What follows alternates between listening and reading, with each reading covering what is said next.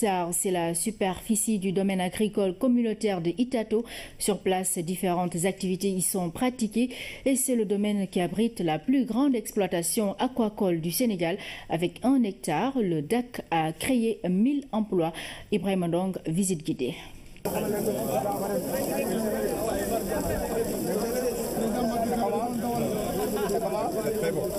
Un qualificatif qui en dit long sur la saveur de ce poisson. Un délice, synonyme d'un succès, la réussite du domaine agricole communautaire de Itato. Du très bon poisson, du très bon poisson. Je ne m'attendais pas à faire ça à Kédougou.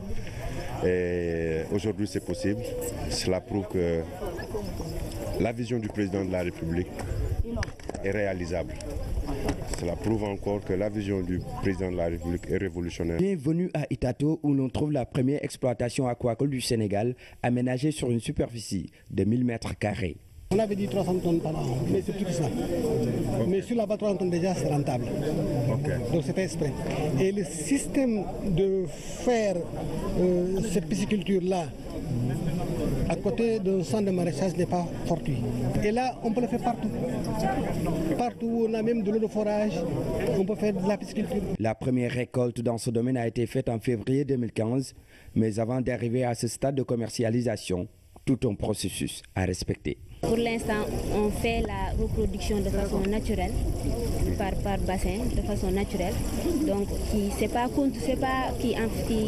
on a du mal à contrôler cette reproduction, ce qui fait qu'on a des pertes. Okay. Si on avait l'écloserie, on pourra plus contrôler ça. Pour cette espèce-là, Euryochromie niloticus, le sexe ratio est de 1 mâle pour 3 femelles.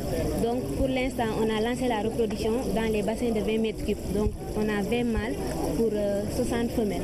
À Itato, le maraîchage occupe aussi une place non négligeable avec des rendements satisfaisants. Et je voudrais que tous les jeunes viennent travailler avec le PRODAC. Moi, on m'a amené à Dakar pour faire une formation. Et j'ai bien étudié et j'ai su là-bas que je n'ai jamais su. Ça, c'est une opportunité pour moi. Cette année, on a eu à faire du maraîchage sur 2 hectares. Bon, ce maraîchage-là, nous l'appelons jardin aquacole. C'est un jardin intégré à l'aquaculture. On a fait du piment sur 0,96 hectares. On a fait du gombo sur 0,18 hectares, 1800 mètres carrés. Le gombo a été récolté sur 533 kg, vendu à 1000 francs. Ça fait 533 000 de recettes distribuées aux producteurs. Le tout, si on fait le résumé, ça fait 3 700 000 à partager entre 3 GIA. Dans ce domaine, la filière maïs fait bien des erreurs dans la commune de Bandafassi.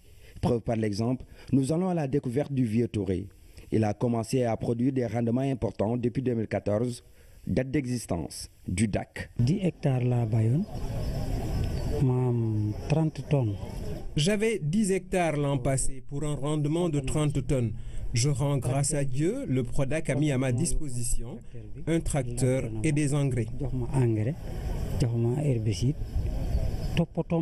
Aujourd'hui, il manifeste sa volonté d'accompagner la politique du gouvernement grâce au succès obtenu. Je n'avais jamais utilisé de tracteur auparavant. Je dois en remercier le chef de l'État qui a initié les DAC.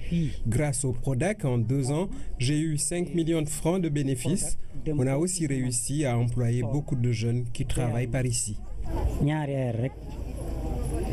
5 millions.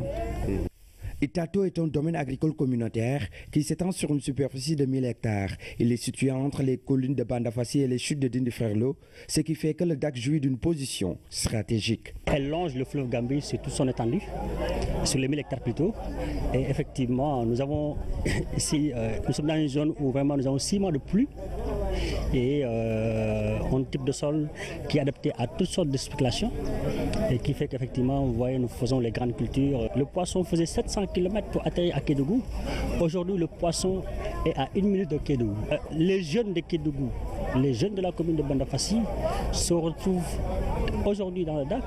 Et aujourd'hui, le DAC est en train effectivement de créer des emplois qui puissent faire que les jeunes puissent résider et rester sur place. Les différentes activités pratiquées sur place font le bonheur des exploitants.